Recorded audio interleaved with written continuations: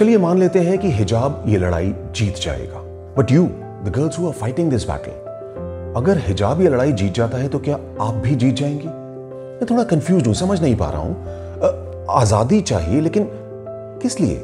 आजादी अपने ऊपर पाबंदियां लगाने के लिए, अपने ऊपर बंदिशें लगाने के लिए? आजादी अपने आप को बुर्कों, नकाबों, हिजाबों के अंदर कैद करने के लिए?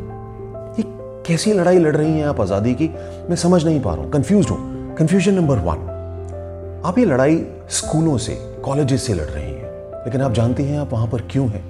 क्योंकि आपसे पहले भी किसी ने लड़ाई लड़ी, आपकी माओं ने। हम हिंदुओं के खिलाफ नहीं, अपने समाज के साथ, अपने परिवार के साथ, अपने घर वालों के साथ, सिर्फ इसलिए कि वो तालीम हासिल कर सके, एजुकेशन हासिल कर सके, और वो जिंदगी उन्होंने आपको पास ऑन की। लेकिन कहीं ऐसा तो नहीं कि आप उनकी सारी मेहनत को एक झटके में मिट्टी में मिला दो? आपको क्या लगता है कि ये लड़ाई सिर्फ हिजाब पर रुक जाएगी? नहीं, ये बुर्कों तक जाएगी, ये नकाबों तक जाएगी। आज ये कहानी एक शेरनी की कहानी बताई जा रही है, लेकिन कल इस कहानी को और बढ़ा चढ़ाकर बताया जाएगा। मालूम, वो शेरनी की तरह लड़ी हिजाब पहनने के लिए, बुर्का पहनने के लिए, अब तुम भी पहनो। तो जब कल आपकी बच्चियां आपसे पूछेंगी कि मां, आपने मेरे लिए लड़ाई क्यों लड़ी जिसकी वजह से मुझे बंधनों में बांध दिया गया, तो क्या उसकी आंखों में आंखें डालकर आप जवाब दे पाएंगी? कंफ्यूजन नंबर 2, एक अदद अच्छा लड़का, अ सूटेबल बॉय। कभी आपने सोचा कि ये शाहरुख खान, सैफ अली खान, आमिर खान, इवन सलमान खान, इन्हें मोहब्बत हमेशा हिंदू लड़कियों के साथ क्यों होती है? क्यों आप आपसे ज्यादा खूबसूरत हैं क्या? या उनके दिल आपसे ज्यादा खूबसूरत है, आपसे इंटेलिजेंट है शायद? नहीं, मैं तालियां पीटकर चेयरिंग नहीं कर रहा हूं उन लड़कों की जो गैर मुसलमान लड़कियों से शादियां कर रहे हैं। मैं जानता हूं बहुत सारे ऐसे हैं जो ये सोचते हैं कि उन्हें कन्वर्ट करके उन्हें जन्नत नसीब होगी। उनके साथ मुझे भी प्रॉब्लम है, बल्कि काफी प्रॉब्लम है। लेकिन बाकी वो समझदार, प्रोग्रेसिव, खूबसूरत, सक्सेसफुल लड़के, आपको नहीं लगता कि वो आपकी किस्मत में होने चाहिए?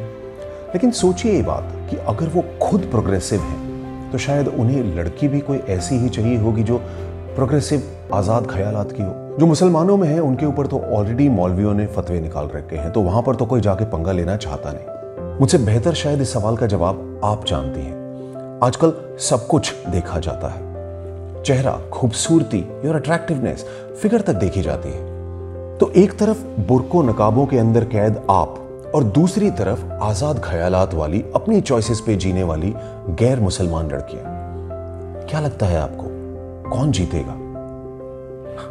क्यों अपने आप के लिए आप ऐसी सिचुएशंस क्रिएट कर रही हैं जब आपको इन्हीं जैसे किसी लड़कों की चौथी बीवी बनना पड़े 50 साल की उम्र में, या फिर कोई अरब से 60 साल का बूढ़ा आए और आपको ब्याह कर ले जाए?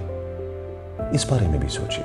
कंफ्यूजन नंबर 3, अगर आप स्कूल कॉलेज जा रही हैं तो हो सकता है कि आपके माँ बाप इतने कंजर्वेटिव ना हो कि आपके ऊपर हिजाब की फरमाइश करें, लेकिन क्या आपने अपनी उन बहनों के बारे में सोचा जो कंजर्वेटिव जगहों पर रह रही हैं? कभी जाइए इन जगहों के आसपास के सरकारी अस्पतालों पे रात के 11 बजे, 12 बजे, 1 बजे, और आपको ढेरों मुसलमान लड़कियां दिखाई देंगी जो वहां पर हंसती खेलती, ठहाके लगाती आपको दिखाई दे जाएंगी। लेकिन अस्पताल क्यों? दरअसल उन्हें एक बीमारी है।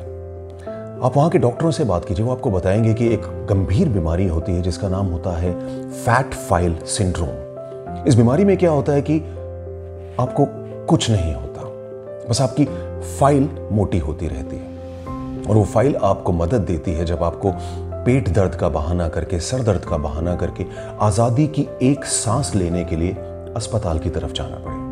कभी आपने सोचा कि अगर आप ये हिजाब की लड़ाई जीत जाती हैं तो आपकी ये बहनें, इनके ऊपर और क्या क्या पाबंदियां लगाई जाएंगी? सच बोलूं, बिल्कुल दिल से, अगर इस देश की बच्चियां कोई लड़ाई लड़ना चाहती हैं तो हम हमेशा ये चाहेंगे कि आप जीते।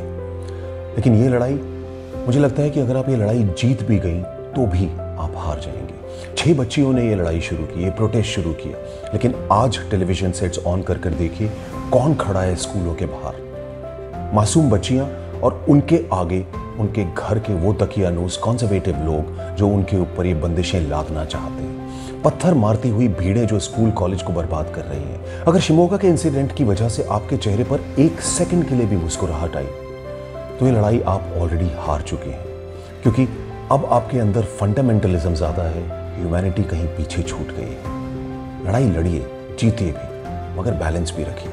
और अपने फ्यूचर को ध्यान में रखकर लड़िए।